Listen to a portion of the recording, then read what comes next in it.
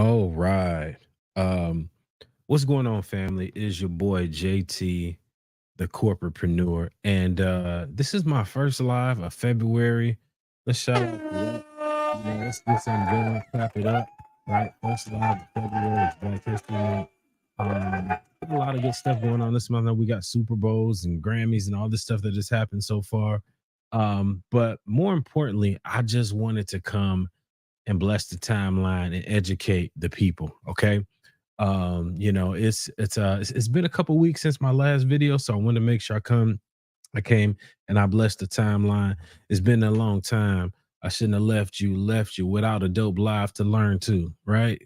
So yeah, I got some information that I wanted to share with you guys as it pertains to getting access to capital for your business. And I just want to double check to make sure I'm firing on all cylinders.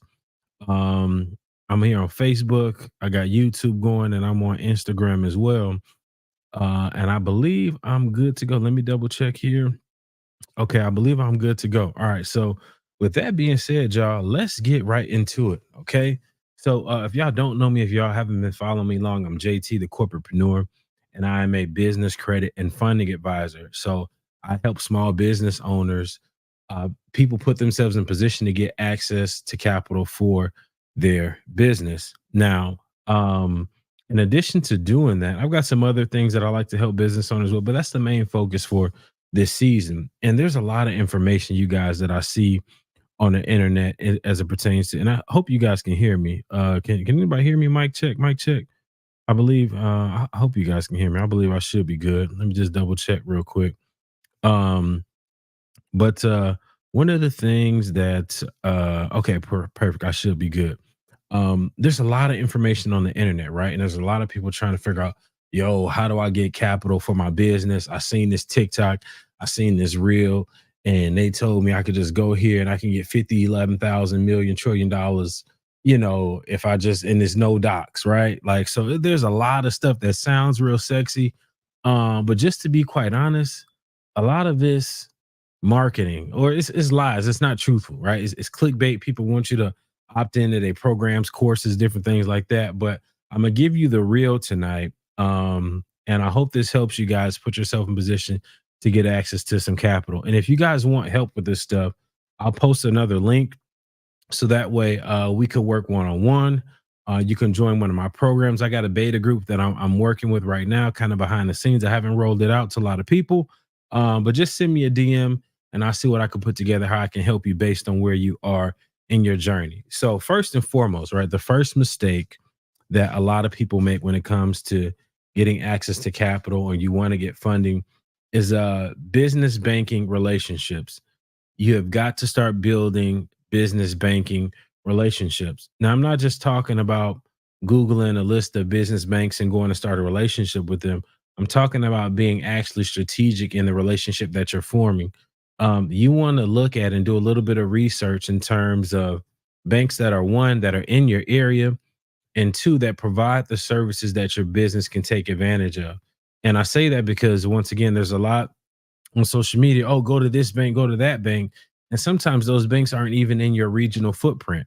Right. Now there's some strategies, some ways you can tap into those banks still, but by and large, if you want to start out the gate, you want to have the lowest barrier of entry to be able to go to some of these banks, build the relationships so that way you can get the funding that you need for your business. So one of the things that I recommend is take a look at your business. You know your business better than me. All right.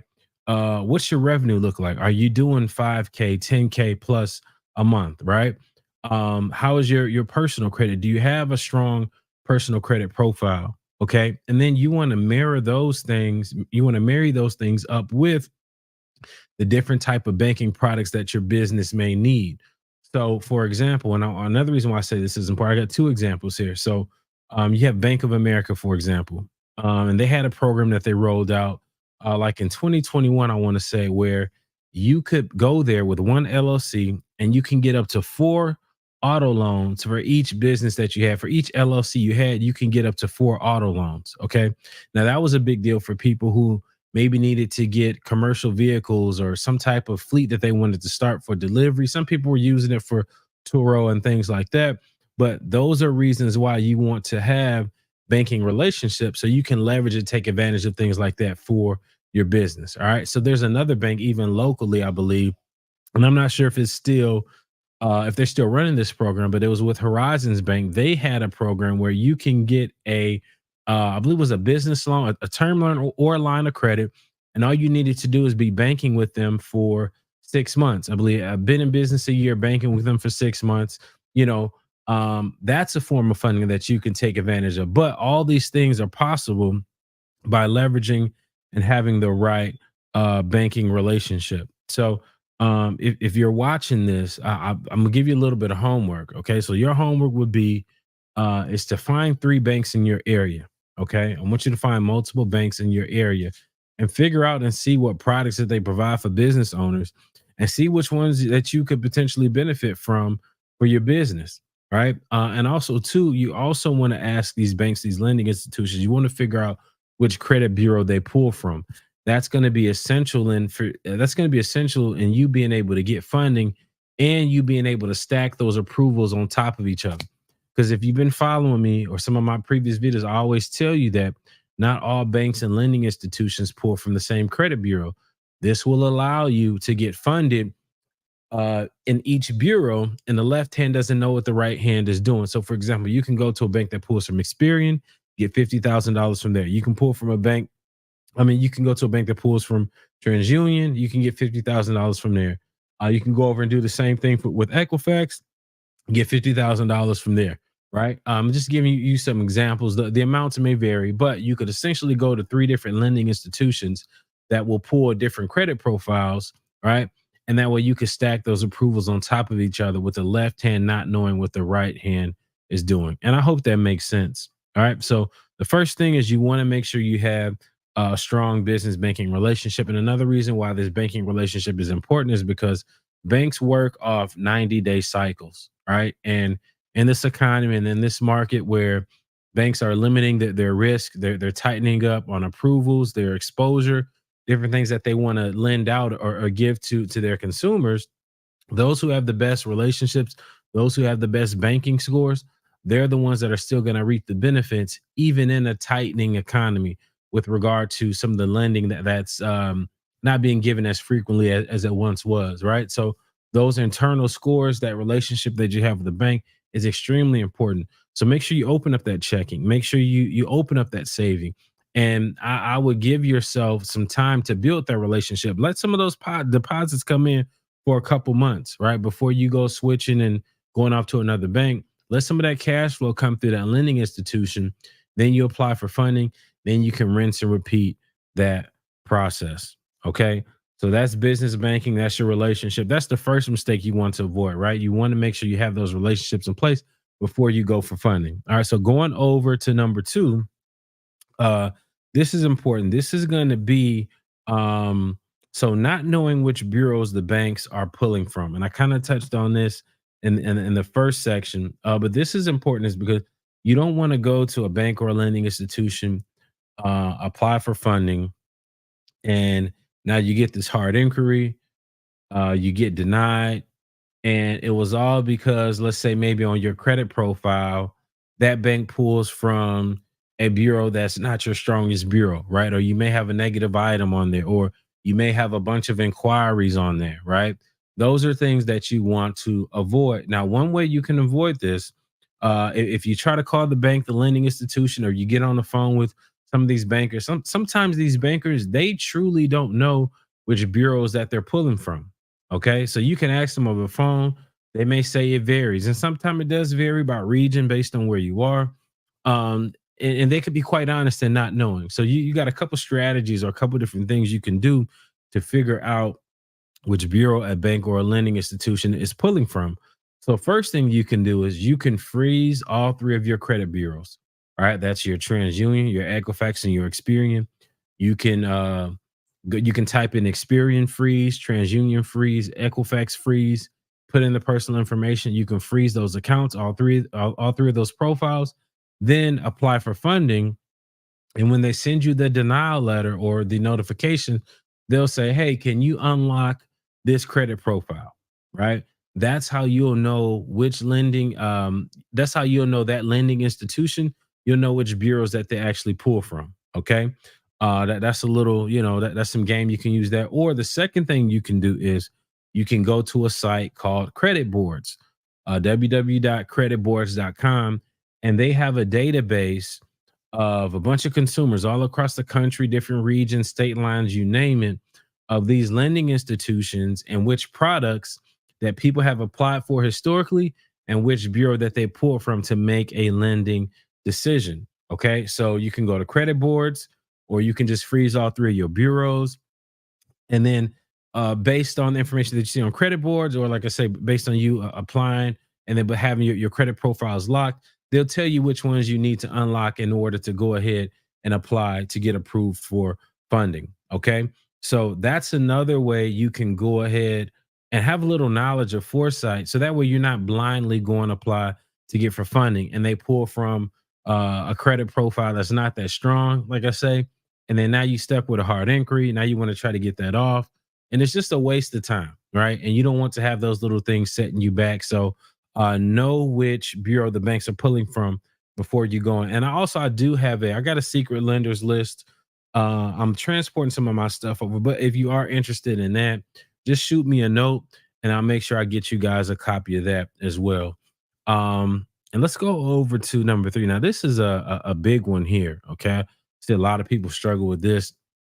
Uh, Filling out credit applications correctly. Okay. Filling out credit applications correctly. Now, the first thing you want to do is you want to make sure you give yourself a title within your company. Okay.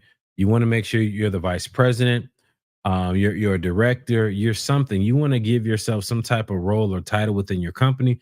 You want it to look like to the banks almost as if you're a W-2 employee because this signals to them that you have steady income. You don't want to put self-employed down there because self-employed could be high risk in the eyes of a lender, right? So you want to say, hey, you have a position with such and such company, and this is the income that you make. You want to give yourself some type of salary or income that you make for working with this company. And also, when you put your income down there, I'm not telling anybody to falsify any documents or commit fraud or any federal offenses or anything like that. But you do have the opportunity to provide stated income on these funding applications. Okay. So, how much money do you think your business is going to make for the entire year? And you can say $1 million, and you are perfectly well within your right to do that. Now, the other caveat with this is, and I'll touch on this next, but you want to make sure that the NAICS code that's tied to that business, that income that you're putting down, you want to make sure they match and they mirror. And I'll dive into that a little bit more. Um, but yeah, filling out the application correctly. You also want to put the correct NAICS code down as well, right? You don't want a code that's in a high risk industry. So if you things like credit repair, trucking, real estate, things that are kind of financial, no, those are like some of the most popular ones. Um, those can be deemed, high risk, and either you may not get approved at all, or you'll get a lesser dollar amount than you would if you actually put down a low risk industry. So your low risk industries are going to be anything professional services, research, computers, different things like that, consulting. Those are some of the popular ones. And they typically start with the SIC code of 541. So if it starts with 541, that's typically those are some of your more safe industries. I believe that's scientific, professional, and I forget what the other category, but it's a broad list within that 541 um 3-digit code, at least to start your NAICS code, right? That would be deemed low risk. Okay. And then also, this is another thing, right? Depending on how much money you ask for, y'all, this is extremely important. You don't want to go in not understanding what the banking rules are or exposure, what their exposure limits are, right? And so, what your exposure is basically is it's the amount of funding that you can get from a bank with that one social without potentially having to provide additional documentation or not even being able to get additional funding outside of that at all. So, for example, I'll give you an example here. So, at Chase Bank, okay, the exposure limit for Chase Bank is like 150,000. and that's across your personal credit and your business credit. So if you have a personal credit card at Chase for 20,000, okay? That means that the maximum exposure that you can get from Chase without showing any other documentation, even on the business side, you can get up to 130,000. So totally that will put you at an exposure of $150,000 with Chase Bank. So you got 20,000 on your personal, 130,000 on your business side, which gives you a total exposure of 150,000 with Chase. Now, if you filling out applications and you like, hey Chase, man, I want 200,000, okay, that could either trigger a denial or it's going to trigger them to have to to require more paperwork, okay, in order for you to get approved for those particular products that you're looking at, right? So that's something that you want to have in mind as well. And to get that information, you want to make sure you're speaking with a business banking relationship manager.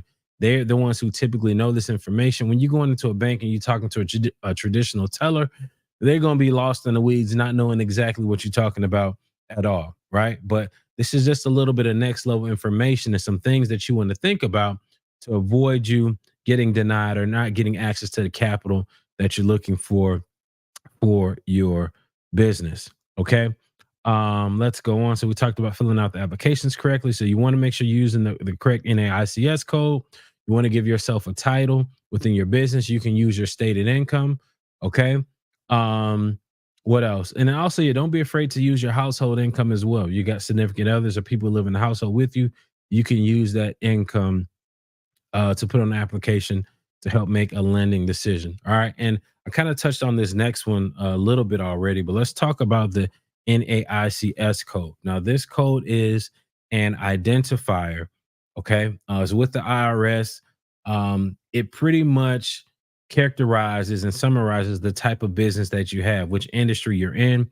This number can predict the likelihood of your business succeeding or failing. There's a lot of data that's wrapped into this NAICS code, which is why it's extremely important to have the correct one when you're putting on funding applications and when you're actually walking into the bank. I tell my students that when you're opening up a business bank account, give them the actual NAICS code directly. You'll find that they'll ask you, hey, what do you do for your business? What kind of business do you have?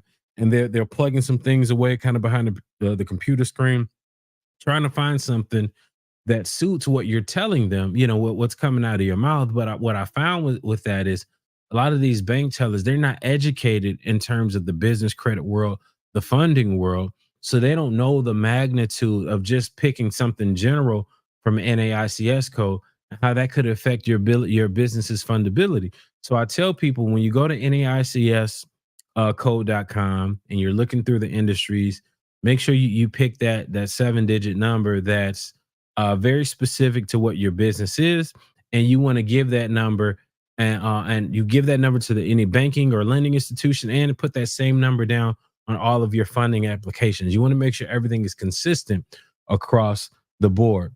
Okay, so you pick a low risk NAICS code, give that code to the banks, lenders, use that on all your applications, keep it consistent. Okay. Um, Otherwise, that could potentially limit the amount of funding you can get for your business. All right. So we got the NAICS code. You want to make sure you got that down. And then this is another piece that's extremely important. Y'all, you got to have a plan for the money that you're asking for. And it's one thing, hey, you fill out all these applications and you can say, hey, you know what? Yeah, I want 50, 11, $100,000, whatever the case may be. And that sounds good and it may look good on paper, but you got to actually have a plan for this money.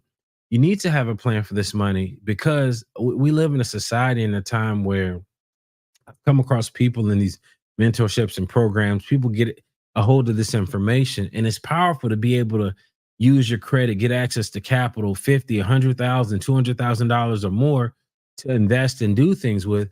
That's a game changer. But also, too, people have never had access to this type of money a day before in their life, and because of that, other bad money management principles or habits come into play, and that money is not executed or it's not stewarded over properly, and then it leaves you in a worse spot than what you were before you got this information, and I don't want that. Okay, so before you go to get any funding, and I tell people that I'm working with, I don't want to set you back. Make sure you got a legit plan with what you want to do with this money. And also, too, what I tell people is that just because you've been approved for 50, 100,000, $200,000 or more, whatever the case may be, that does not mean you need to leverage and use that entire dollar amount.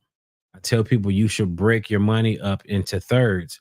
One third of the money that you receive, you should use to invest in whatever business or idea. That second bucket of money that you have, it should be used to make the payments on the money that you have lent out, like the loan, right? The actual monthly payments. You should have a portion of that set aside to make the payments. So that way you're using a portion of it to actually grow. And then you got a portion of it that's making the payments. And then you got this other third of the money. This is just like the emergency, the I messed up, the things are going left, we got to get out of here. You have a portion of that money saved to cover if the first idea didn't work out, if you really fell behind on the payments, now you can pay that stuff back to get the monkey off your back. It's your contingency plan. Okay. So just think about that. When you get access to this capital, not all of it can be used for this business venture, this idea. You want to use portions of it to pay back the loan, and then have a portion of it sitting aside to save. So that way, if something else goes awry, the whole thing blows up, you got some capital where you can make payments till you figure out what else you need to do. Okay. So have an actual plan for the money. And another reason why you want to have a plan for the money, this is probably one of the most important reasons. The underwriters will call you.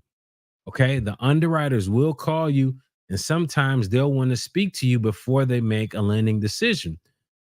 They'll ask you questions like, "Hey, okay, I see you've applied for $50,000, $100,000. Tell me a little bit about how you would use this $100,000 and the type of growth you expect to see in your business within the next year if you get access to this money." Okay, and you need to be able to speak to that. You need to be able to say, "Hey, you know what? We're expanding. I'm looking to hire on, two other managers to open up a new location. This will help me cover the payroll as well as the new office build out. And by us getting access to this 100,000, 50,000, or whatever dollars, we're expected to increase our revenue by 250,000 over the next year." Now that's just a small kind of blanketed example, but this is what that conversation may sound like if that underwriter were to call you and ask you, "Hey, what are your plans for the money?" So not only do you need to have a plan just for the sake of not burning through with it, but underwriters will give you a call, and you want to be smooth. You want to be crisp when you pick up the phone. You want to be confident that you got a plan, because that could be a make or break conversation if you sound shaky over the phone and you don't really have a plan to know what you're trying to do for the money. Right. So I wanted to make sure I said that as well. Now the next piece here, the other mistake that you want to avoid, this is a credibility checkpoint. Okay, so we talked about the business address, the virtual address. Now, historically in the past, I've always taught people to go with the Regis, Alliant, Opus, right? Which are all still great places. But also to start now, you may have the opportunity to take advantage of the registered agent services within your state. Or if you're one of those people, hey man, you're really into your privacy, maybe you filed your entity in Delaware, right? Or Wyoming, or you're trying to take advantage of some of the tax benefits. So maybe it's in Vegas, wherever you decide to file your entity. Um, I would take a look at the register agent services as well. Now, keep in mind with register agent services, depending on where you establish it, you will have to start off building banking relationships within that zip code or where that register agent address is. Okay, so just keep that in mind. So, for example, what I mean by that is, so I'm in Northwest Indiana, but the registered agent services are like in Fort Wayne for this one particular company. Now, within that Fort Wayne area, there are certain banks there that are not located where I am in Northwest Indiana, which means that when I'm opening up a business bank account, the banks that are there in that zip code, I need to make sure that they're here as well if I want to have some type of continuity to be able to bank anywhere, or bank on an as needed basis with regard to walking in the branches and different things like that. If not, that's okay for you to live outside of where you may bank. But in my experience, from a convenience factor, or at least starting out as it being a primary bank, you want to have a bank where it's easy for you to access or get to, or have some type of online presence, so that way you can do business. Now, it can be done without it. So, for example, I bank with Navy Federal. There are no branches or locations anywhere near me, and I use them for some of my direct deposits, funding, whatever the case may be. But just think about that when you're using register agent services. That zip code where your register agent service may be, there may not be another bank within your local footprint that you can walk into to do banking business. Okay. But on the flip side, one of the reasons why I do like the register agent services is that they are significantly cheaper than your Regis, Opus, and Alliance, so on and so forth. So for your register agent services, it's one flat fee for the entire year.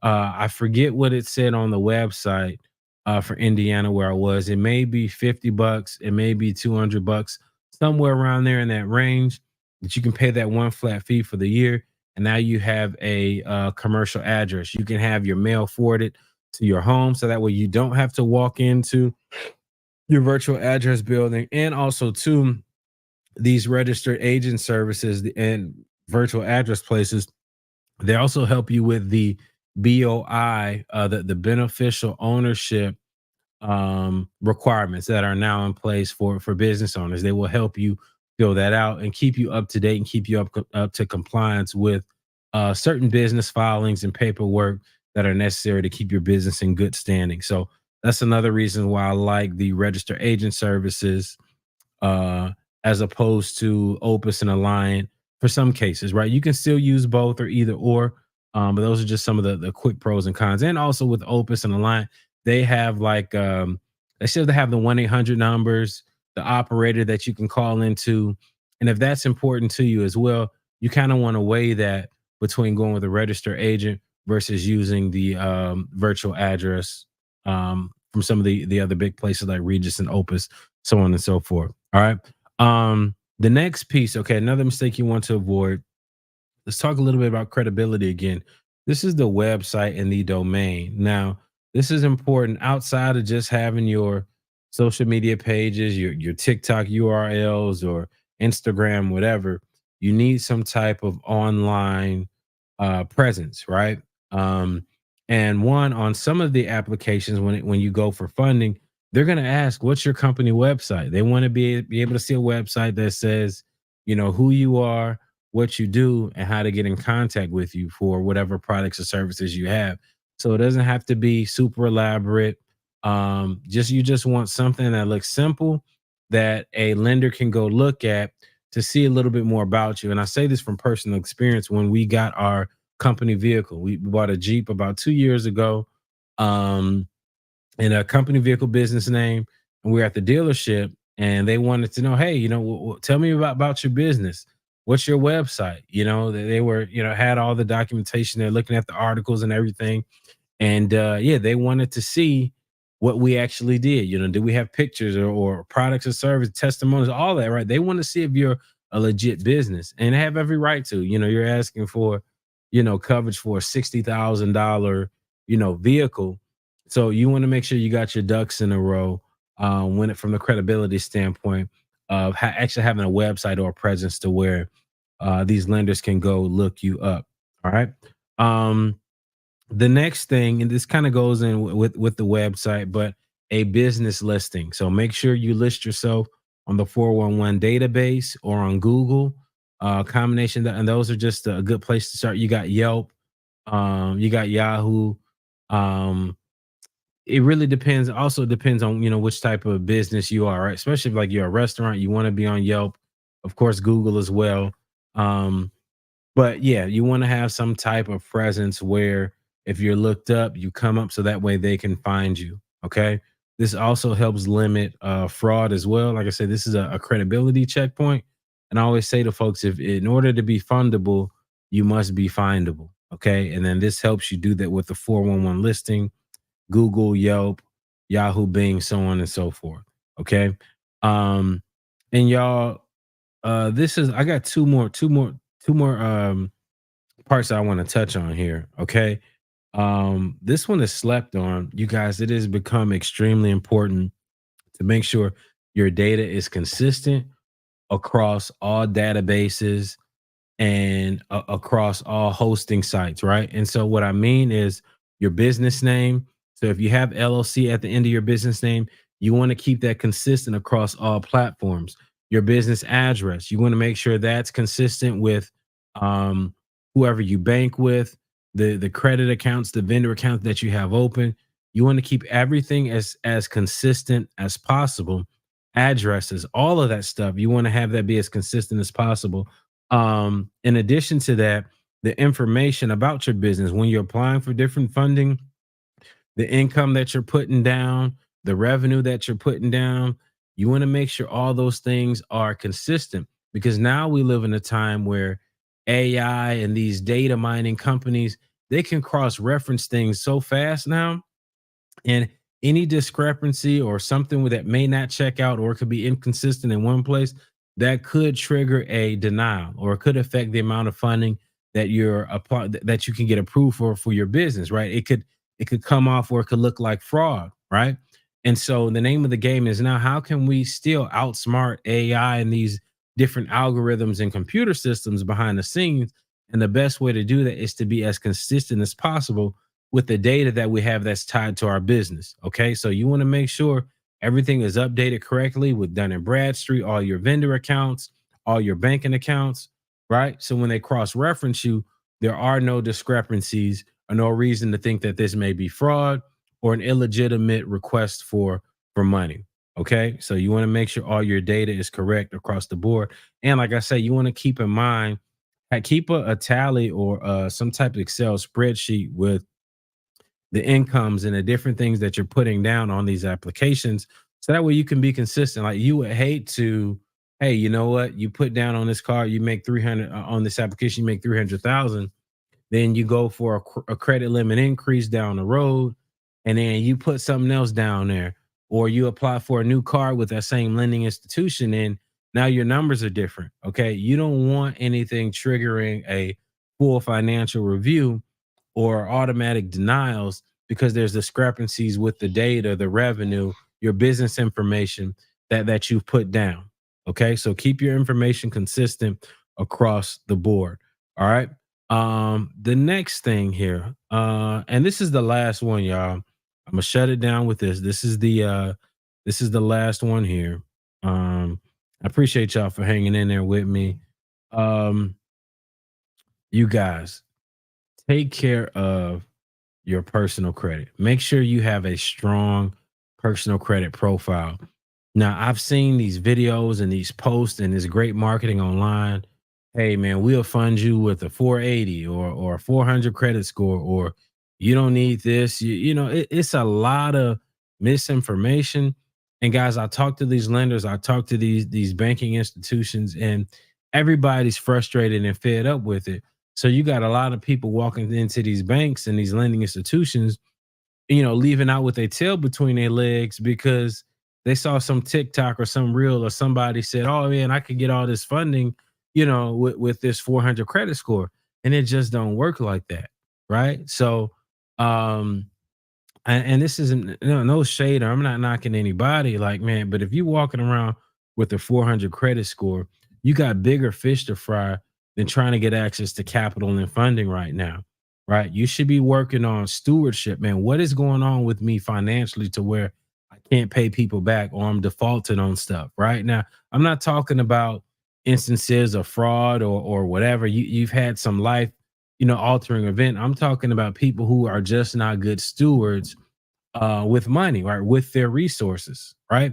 You want to make sure you take care of that personal credit because, to be quite honest, that's going to be your biggest bargaining tool, the biggest leveraging piece that you have starting out of the gate when you're trying to get access to funding fast. Okay. Now, are there options that you can get access to capital when your credit is not a factor? Absolutely, there are, but there are other things that you need to have in place, right? You need to have strong business revenue, right? You need to have strong financials in other areas You need to have some type of collateral, some type of asset to put on the table to back the funding that you're asking for, right? And it's not every case, but a lot of times if you got terrible credit and you in the 400s, a lot of those times you may not have any assets or collateral to put up, and your business doesn't have the revenue to support standing on its own, um to use that as the bargaining tool to get access to capital.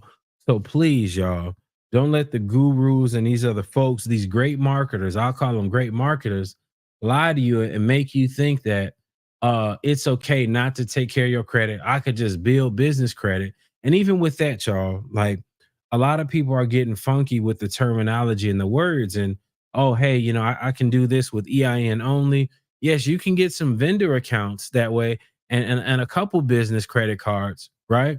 And then they will consider that to be, funding. But by and large, the financial instruments that you're trying to use to grow, to scale your business, they're gonna require you to get some real skin in the game to get access to them. Or, okay, I talked about, that revenue piece. A lot of people say, "Oh, I want to know PG this." Like, y'all, like, if you really look at the stipulations for what it takes to get no PG.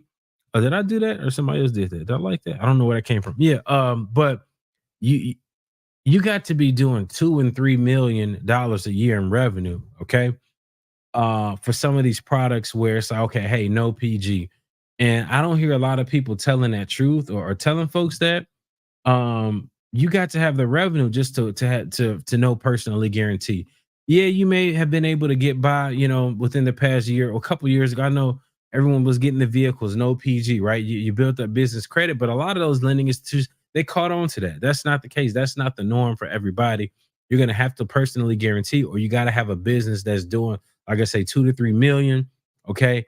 And then that way they can look at that business and say, all right, this business is strong enough, in addition to having that business have a business credit profile, so on and so forth, right? It's not as some of these videos and stuff that I'm seeing put out here is not the full truth in terms of what it takes to get access to this capital. It ain't that easy, right? But I want to do my best to tell the truth. Okay. And if somebody is out there and you watching this and you like, hey, this dude, he don't know what he's talking about. I want somebody to prove me wrong. I want somebody to show me how they're walking into a bank with a 400 something credit score and they're getting funded. Right. Like, I want to see that. Okay. And I'm not talking about, oh, well, they doing 2 million in revenue. No, like, show me is no doc, bad credit, no income, new, like, just I want to see it. Right. Like, I really want to see it.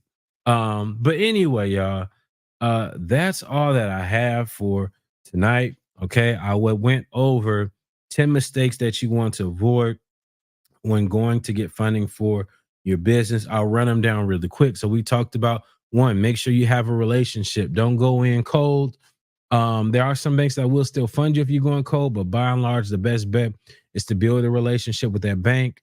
Banks work in 90-day cycles, 90 days, use some of their products, checking savings, that'll get you in the game. Okay. Knowing which bureaus the banks are pulling from.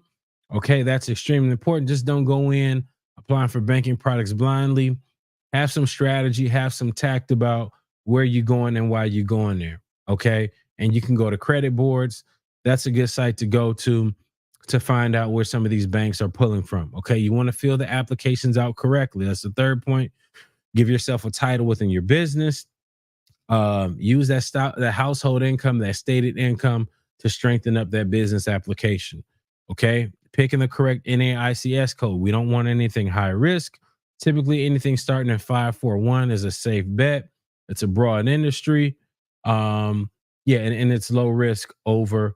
Okay. Have a plan for the money. Okay. The underwriters will call you. You need to be able to say how you're going to leverage this funding that you're asking for and the type of result it could yield for your business. Okay. Credibility, right? We talked about business address. You want to have a commercial address. You can leverage the register agent services. Okay. They are extremely affordable. Or you can do the Obis, Reaches, Alliant approach as well. Okay. Website. Go ahead, purchase that domain, get the professional email, get the professional website. Lenders will look you up. Shared in my experience when we got our business vehicle. They went to my company website. They wanted to see who we are, what we did.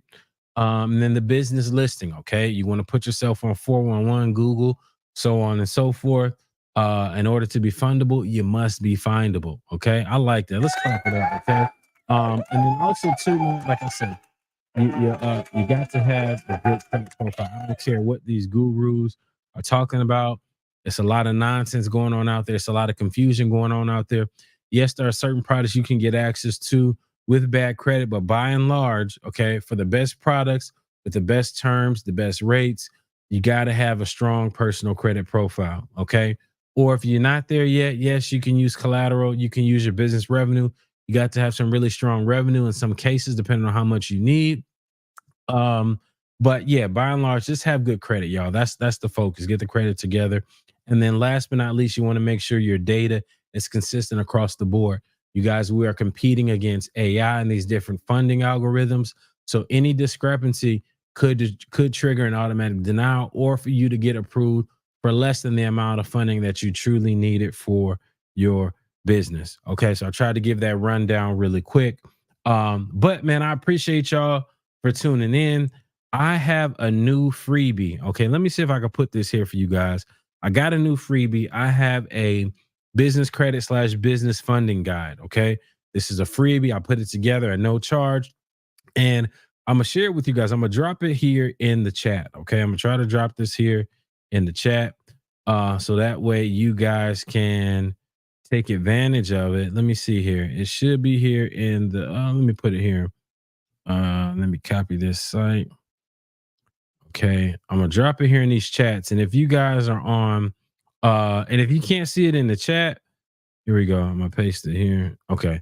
If you guys can't see it in the chat or you can't get it in the chat, if you go to the link in my bio on Instagram or Facebook or wherever you guys are watching this, it should be one of the first items that you can click and download in my link tree there. Okay.